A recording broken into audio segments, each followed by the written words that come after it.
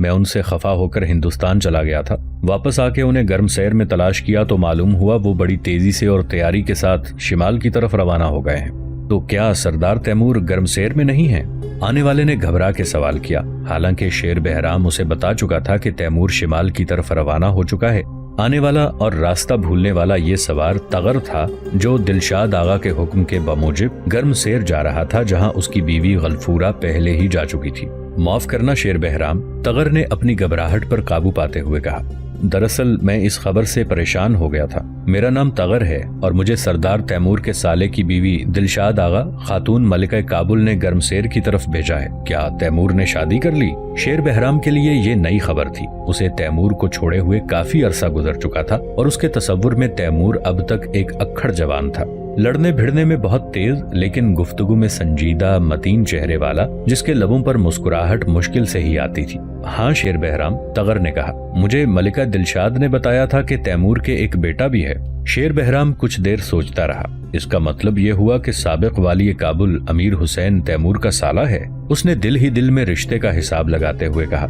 शेर बहराम और तगर बड़ी देर तक गुफ्तगू करते रहे। तगर ने अपने बारे में सिर्फ मोटी मोटी बातें बताईं। उसने शेर बहराम को ये नहीं बताया कि अमीर हुसैन के मोतमिद सरदार अमीर मूसा ने उसके इलाके पर कब्जा करके उसे दरबदर फिरने पर मजबूर कर दिया है। उन दोनों को सरदार तैमूर की तलाश थी, इसलिए दोनों साथ हो गए। तगर ने गर्म सैर जाने का इरादा मुलतवी कर दिया और सुबह को शेर बहराम के साथ तैमूर को ढूंढने चल पड़ा। तैमूर अपने पुराने दोस्त शेर बहराम से मिलकर बहुत खुश हुआ। शेर बहराम उससे शर्मिंदा था, लेकिन तैमूर ने उससे कोई शिकवा न किया, बल्कि बड़ी मोहब्बत से मिला और उससे देर तक हिंदुस्तान के हालात पूछता रहा।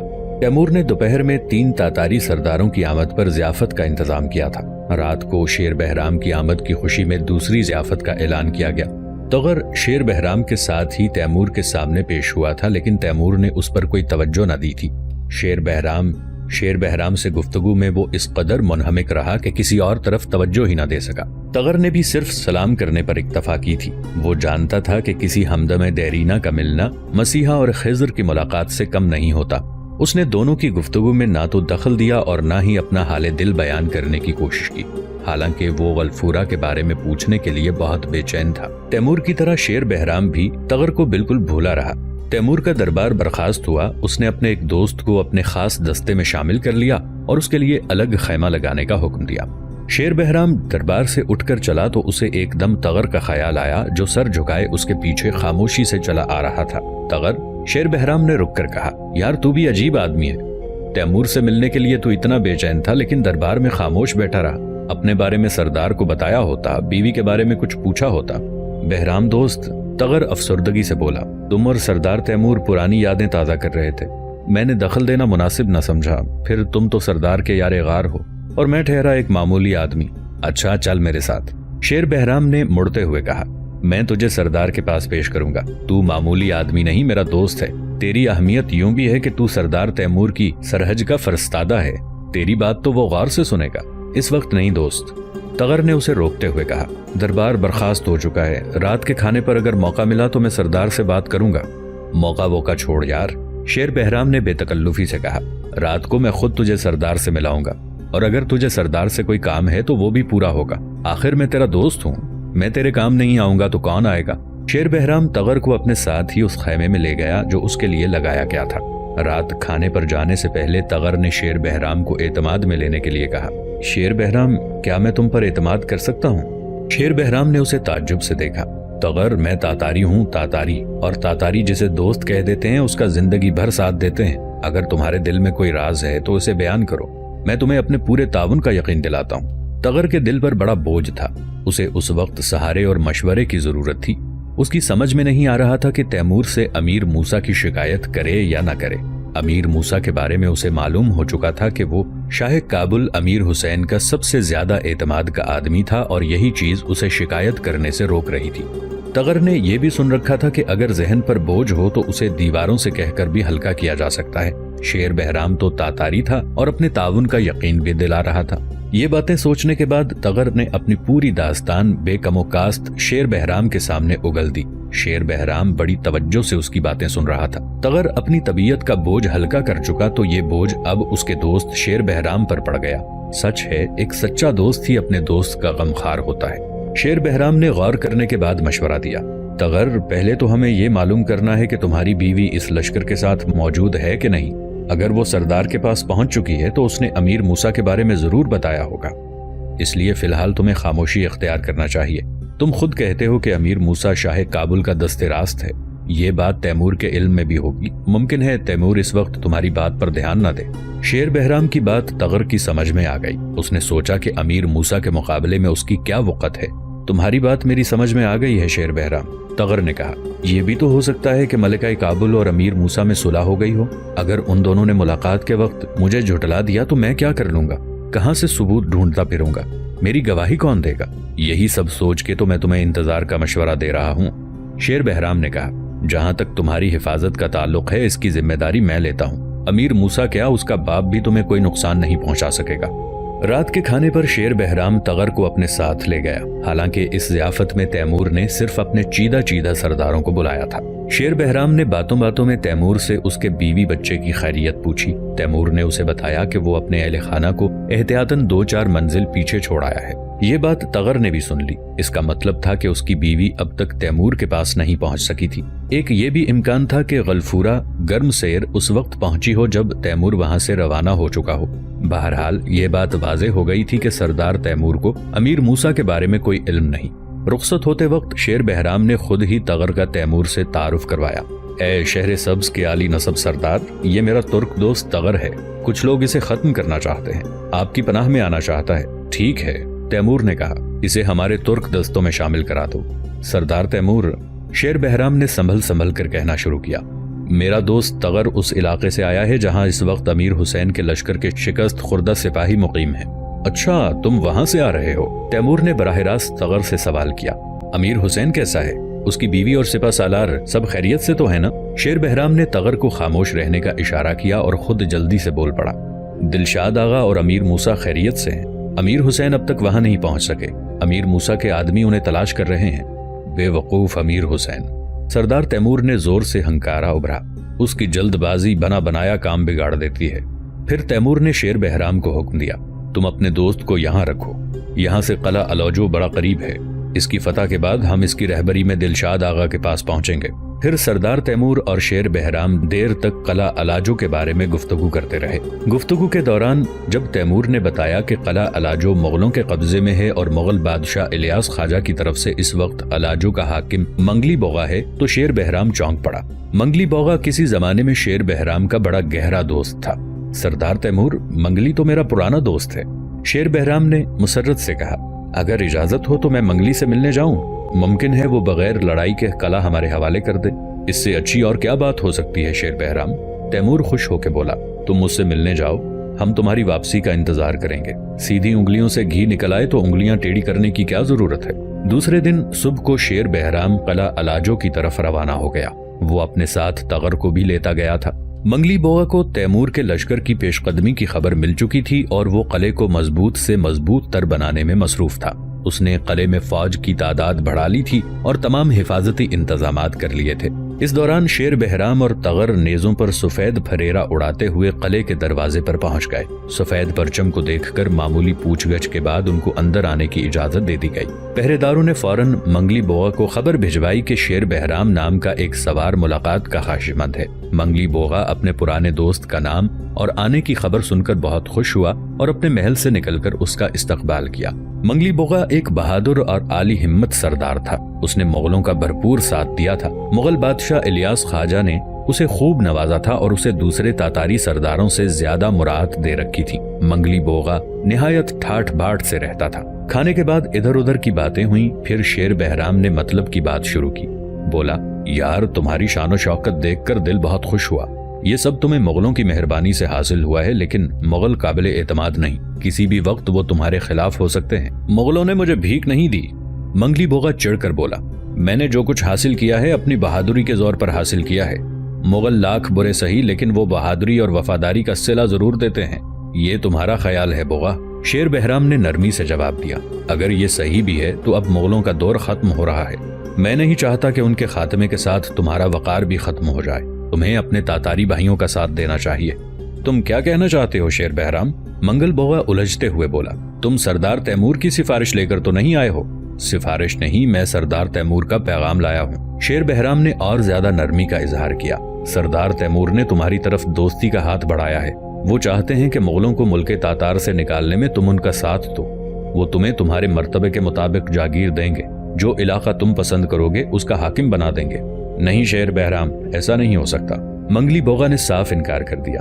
میں الیاس خواجہ کو وفادار ہوں، یہ بات مردانگی کے خلاف ہے کہ میں قلعہ تیمور کے حوالے کر دوں۔ شیر بہرام کو اس کے دو ٹوک جواب پر غصہ آ گیا اور بولا، اچھے دوست بڑی مشکل سے ملتے ہیں منگلی، تیمور کی دوستی سے فائدہ اٹھاؤ، مخالفت تمہیں مہنگی بھی پڑ سکتی ہے۔ ہرگز نہیں شیر بہرام، میں قلعہ تیمور کے حوالے نہیں کر سکتا۔ منگلی بوغا نے پروں پر پانی نہ پڑنے دیا۔ قلعہ تو خیر تمہیں دینا ہوگا، تم تیمور کی طاقت سے واقف نہیں ہو۔ شیر بہرام نے اسے ایک بار پھر مرعوب کرنے کی کوشش کی۔ دیکھا جائے گا، میں نے بھی تیاری کر لی ہے۔ منگلی بوغا ویسے ہی اکڑا رہا۔ جنگ سے باز آ جاؤ بوغا، شیر بہرام نے اٹھتے ہوئے کہا۔ میں جا رہا ہوں، تم میرے دوست ہو، اس لیے صلح کے دروازے اس وقت تک کھلے رہیں گے جب تک تیمور کا لشکر الاجو کے دروازے تک نہیں پہنچ جاتا۔ شیر بہرام، تم چاہو تو دوست بن کر قلعے میں رہ سکتے ہو۔ منگلی بوغا نے بات کا رخ ہی موڑ دیا۔ تمہارا جواب مل گیا مجھے، شیر بہرام نے دروازے کی طرف بڑھتے ہوئے کہا۔ اگلی ملاقات میدان جنگ میں ہوگی۔ منگلی بوغا نے اسے روکا نہیں۔ شیر بہرام اس تلخ اور ترش گفتگو کے بعد واپس چل پڑا۔ اس کی سفارت ناکام ہو گئی تھی، اب سوائے جنگ کے دوسرا چارہ نہیں رہ گیا تھا۔ اس نے واپس جا کر تیمور کو منگلی بوغا کے جواب سے آگاہ کر دیا۔ تیمور نے اسی وقت قلعہ الاجو کی طرف کوچ کا حکم دے دیا اور پہنچتے ہی قلعے کا محاصرہ کر لیا۔ پھر اس مضبوط قلعے اور بظاہر ناقابل تسخیر کو سر کرنے کی تدبیریں سوچنے لگا۔ قلعہ واقعی ناقابل تسخیر دکھائی دیتا تھا، لیکن تیمور نے تو پہاڑوں سے ٹکرانے کا عزم باندھا تھا۔ یہ تو قلعہ تھا، محض ایک قلعہ۔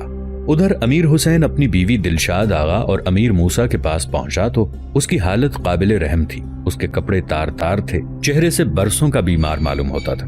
بال بڑھے ہوئے تھے، چہرے سے برسوں کا بیمار معلوم ہوتا تھا۔ اس کے ساتھ صرف 5 سوار تھے، ان کا حال بھی بہت بدتر تھا۔ برخلاف اس کے امیر موسیٰ نے کافی طاقت حاصل کر لی تھی۔ اس کے زیر کمان 300 سے زیادہ سوار آ چکے تھے۔ مال و دولت بھی اس نے کافی اکٹھی کر لی تھی۔ اس نے اپنے طور پر دلشاد آغا سے مصالحت کر لی تھی۔ امیر موسیٰ کو معلوم ہو گیا تھا کہ دلشاد نے تغر اور غلفورہ کو آزاد کرا کے فرار کرا دیا ہے۔ اسے ان کی زیادہ پرواہ تھی۔ وہ دلشاد سے شرمندہ تھا اور اس سے معذرت کرنا چاہتا تھا، اس لیے تغر اور غلفورہ کے بارے میں اس سے سوال نہ کیا۔ اس نے دلشاد کی تمام شاہانہ مراعات بھی بحال کر دی تھی۔ وہ روز صبح دلشاد کے سلام اور خیریت دریافت کرنے حاضر ہوتا۔ یہ اور بات تھی کہ وہ تمام رات شراب و کباب کی محفلیں سجایا کرتا اور ادھم مچاتا رہتا تھا۔ امیر موسیٰ کے معمولات میں یوں بھی فرق پڑ گیا تھا کہ اس کے اہل خانہ بھی اس کے پاس پہنچ گئے تھے۔ اس کے بڑے بیٹے کی آمد سے موسیٰ کے رویے میں کافی فرق پڑ گیا اور اس نے میانہ روی اختیار کر لی۔ پھر ایک دن امیر حسین اچانک ہی اس کے پاس پہنچ گیا۔ خلاف امید امیر موسیٰ نے اس کا شاندار استقبال کیا اور اپنے تمام سواروں کے ساتھ اس کی پیشوائی کی۔ امیر حسین اپنے معتمد کے اس حسن سلوک سے بہت متاثر ہوا۔ پریشانی اور صحرا نوردی کے ان دنوں میں اس کا سایہ بھی ساتھ چھوڑ گیا تھا۔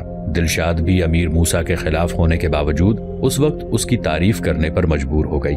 امیر موسیٰ نے امیر حسین کی آمد پر شاہانہ ضیافت کا اہتمام کیا۔ امیر حسین نے کھانے کے دوران اس سے کہا، موسیٰ تمہارے سلسلے میں میرا انتخاب درست تھا، تم نے وفاداری کی مثال قائم کی ہے، حالات درست ہوتے ہی میں تمہیں اعلیٰ مرتبے سے نوازوں گا۔ موسیٰ کنکھیوں سے دلشاد کو دیکھ رہا تھا۔ اس کا خیال تھا کہ شاید دلشاد اس کی مخالفت اور شکایت کرے گی، لیکن وہ ایک سمجھدار عورت تھی۔ وہ جانتی تھی کہ اس وقت موسیٰ کی شکایت کا امیر حسین پر کوئی اثر نہ ہوگا، پھر امیر موسیٰ کے ہاتھ میں طاقت تھی، اس کی مخالفت خطرناک ثابت ہو سکتی تھی۔ دلشاد کو خاموش دیکھ کر موسیٰ نے کہا، میں امیر اور ملکہ کابل کا ہمیشہ غلام رہا ہوں اور عمر بھر اس غلامی پر فخر کرتا رہوں گا۔ میں انسان ہوں، مجھ سے بھی غلطیاں ہو سکتی ہیں۔ خوشی کے اس موقع پر میں چاہتا ہوں کہ امیر یا ملکہ کے حضور مجھ سے جو غلطیاں اور کوتاہیاں ہوئی ہیں انہیں معاف کر دیا جائے۔ کیا کہہ رہے ہو موسیٰ؟ امیر حسین جلدی سے بولا، تمہاری وفاداری پر کون شبہ کر سکتا ہے؟ ہم تو تمہارے شکر گزار ہیں، تم نے ہماری عدم موجودگی میں ملکہ دلشاد کی خدمت میں کوئی کوتاہی نہیں کی۔ پھر اس نے دلشاد کی طرف دیکھتے ہوئے کہا، کیوں دلشاد، کیا میں غلط کہہ رہا ہوں؟ مصلحت نے دلشاد کے منہ پر تالے لگا دیے تھے۔ خون کے گھونٹ پیتے ہوئے بولی کہ امیر، تمہاری عدم موجودگی نے جو کردار ادا کیا وہ दिलशाद ने एक लम्हा रुककर मूसा की तरफ देखा। मूसा का रंग जर्द पड़ गया था और खौफ से शायद उसे पसीना आ गया था। दिलशाद मुस्कुराई और बोली, अमीर मूसा का रवैया मेरे साथ वाकई काबिल तारीफ रहा। देखा मूसा तुमने? अमीर हुसैन खुश होकर बोला, हम ही नहीं, दिलशाद भी तुम्हारी तारीफ कर रही है। दिलशाद तो दिल ही दिल में पेचोताब खा रही थी। उसका बस चलता तो वो मूसा की उसी वक्त गर्दन उड़ा देती, मगर वो कुछ न कह सकी। शिकायत की बजाय उसे मूसा की तारीफ करना पड़ी। कुछ दिन आराम करने के बाद अमीर हुसैन एक बार फिर नए जोश और वलवले के साथ लश्कर लेकर चला। उसे तैमूर की फतूहात की मुसलसल खबरें मिल रही थीं। वो इनमें अपना हिस्सा डालना चाहता था। उसे मालूम हुआ कि तैमूर कला अलाजो का मुहासरा किए हुए है। उसने उधर ही का रुख किया। उसके साथ 400 से कम सवार थे, लेकिन वो तैमूर के साथ जंग में शरीक होकर माले गनीमत का हिस्सेदार बनना चाहता था। तैमूर ने कला अलाजो के मुहासरे को ज्यादा तूल न दिया। मंगली बोगा ने कला बचाने की बहुत कोशिश की, लेकिन तैमूर ने उसे भागने पर मजबूर कर दिया। तैमूर को कले से कई ऐसे सवार मिल गए जो कभी उसके मुलाजिम रह चुके थे। तैमूर वहां से दर्रा सौफ पहुंचा। इस जगह उसे 2 और हलीफ मिल गए थे। अतलस खान और तमूका बहादुर अपने 400 सवारों के साथ उससे आन मिले। गरज ये कि तैमूर आगे बढ़ता रहा और नए नए दोस्त और हलीफ उसे मिलते गए। तातारी सरदार और सवार मुगलों के जुल्म सितम से आजिज आकर पहाड़ों में रूपोश हो गए। बाज सरदारों ने मुगलों की गुलामी का जवाब आर्जी तौर पर उतार फेंका। तैमूर को अपने 2 पुराने सवारों पर बहुत ज्यादा एतमाद था। एक ज़ईफुल उम्र जाको बरलास, जिसकी नजरों में तैमूर का दर्जा एक रहबर और वली से कम न था। दूसरा एलची बहादुर, कामदार जूते और रंगीन कपड़े पहनने वाला। वो शुरू से अब तक तैमूर का साथ दे रहा था और अहम मौकों पर बहादुरी और वफादारी का सबूत दे चुका था। अब तैमूर को 2 और बाएतमाद सवार मिल गए थे। एक शेर बहराम, उसका पुराना यार, जिसने जान पर खेलकर कला अलाजो के हाकिम मंगली बोगा के सामने न सिर्फ तैमूर की तारीफ की थी, बल्कि उसे डराया और धमकाया भी था। दूसरा सवार तुर्क जवान तगर था, जिसने कला अलाजो के मुहासरे और फतह के दौरान तैमूर के दिल पर अपनी बहादुरी का सिक्का बिठा दिया था। तैमूर अक्सर शेर बहराम से तगर की तारीफ करता। वो तगर को कोई अहम जिम्मेदारी सौंपने या एजाज देने के बारे में सोच रहा था। इस अरसे में अमीर सुलेमान बरलास और अमीर हिंदोका 1000 लश्कर लेकर तैमूर के पास पहुंच गए। तैमूर को अब इतनी ताकत हासिल हो गई थी कि वो मुगल लश्कर से बराह रास्त मुकाबला कर सकता था। चुनाचे जब इलियास ख्वाजा ने एक बड़ा लश्कर तैमूर के मुकाबले पर रवाना किया तो तैमूर ने उससे टक्कर लेने का फैसला किया। मुगल लश्कर का सिपा सालार बैकजक का भाई अलचून बहादुर था। उसने बड़ी शान से तैमूर के सामने अपना लश्कर जमाया, मगर हमला करने की उसको हिम्मत ना हुई। 1 माह तक आमने सामने होने के बावजूद किसी ने हमले की कोशिश ना की।